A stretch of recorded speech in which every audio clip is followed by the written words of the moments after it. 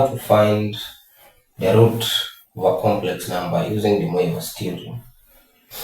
So you have a question: z cubed minus 1 minus j is equal to 0. Find z. So for the demoivres theorem, we know that if you have z power n, this one is the same as r power n. Then we have cos n theta plus I sine n theta. So we are going to move this term and this term to the other side so that we have z cubed is equal to 1 plus j. Z cubed is equal to 1 plus j. Then we change this part to polar form. So we find r, which is this square root of s squared plus b squared. These are the parts. So our r, we have the root of coefficient of a is 1. Coefficient of the imaginary part is also 1. So 1 squared plus 1 squared, we have root 2. Now you come and also find the argument, which is tan inverse of b over a. So you have tan inverse of 1 over 1, you get 45 degrees, which is the same as pi radiant over 4. So since the coefficient is positive, it means it falls in the first quadrant, where tan is positive. So we can also have the third quadrant,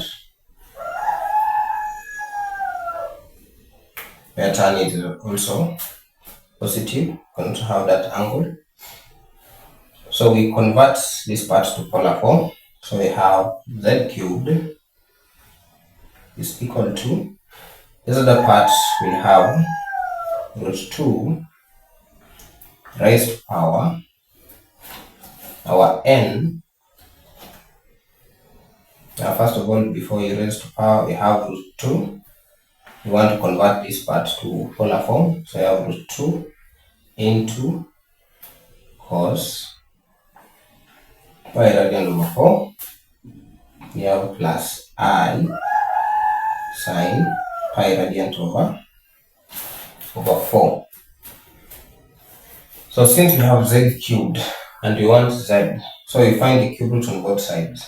The cube root of z cubed will remain with z.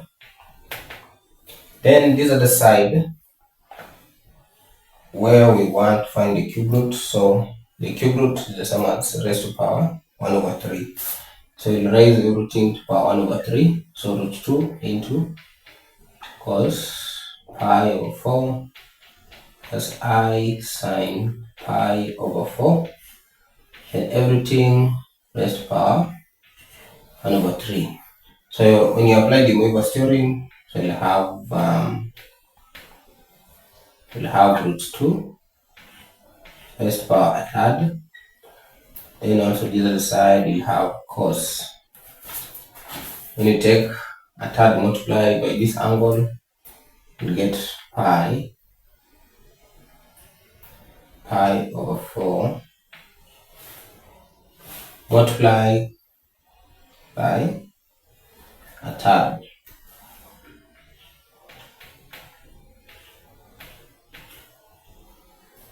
Then we have plus I sine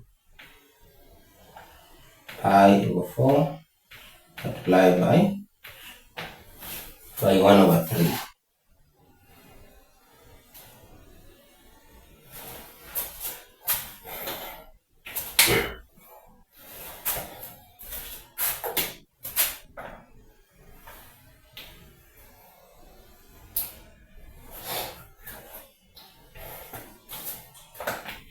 So since we want to get 3 roots, now we shall have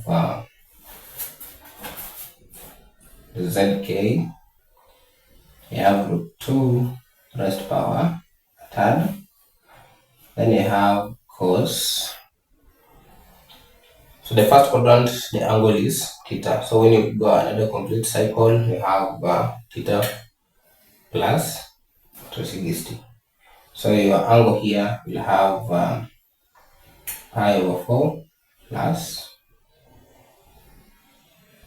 pi radian times k, and divide by 3.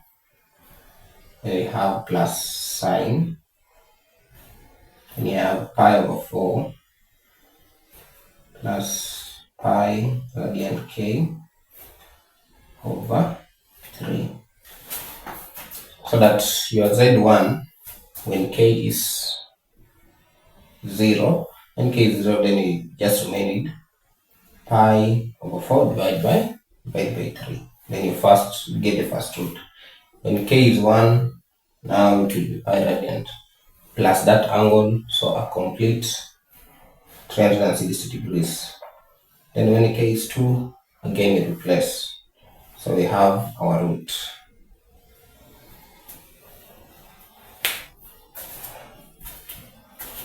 Okay, I hope you can code.